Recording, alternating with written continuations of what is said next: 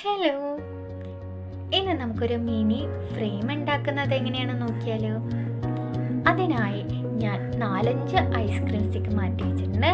അതിലൊന്നിൽ അടയാളപ്പെടുത്തിയിട്ട് അവിടെ ഒരു കട്ടർ കൊണ്ട് മുറിച്ച് മാറ്റണം. ഇപ്പം മുറിച്ചിട്ടുണ്ട്, ആ പീസിനെ മാറ്റി വെക്കുക. ഇനി ബാക്കി 3 പീസ് എടുത്തിട്ട് നമുക്ക് എ എന്ന ലെറ്റർ പോലെ ആക്കിയെടുക്കണം. അതിനുവേണ്ടി ഇപ്പോൾ ക്രോസ് ചെയ്ത് വെച്ചിട്ടുണ്ട്.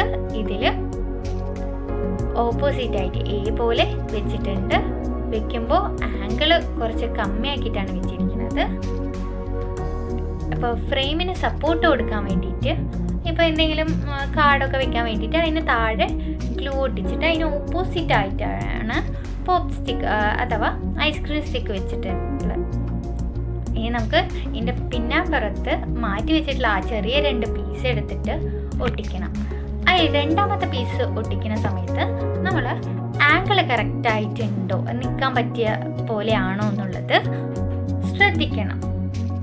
ഇപ്പോൾ നമ്മുടെ മിനി ഫ്രെയിം റെഡിയായി.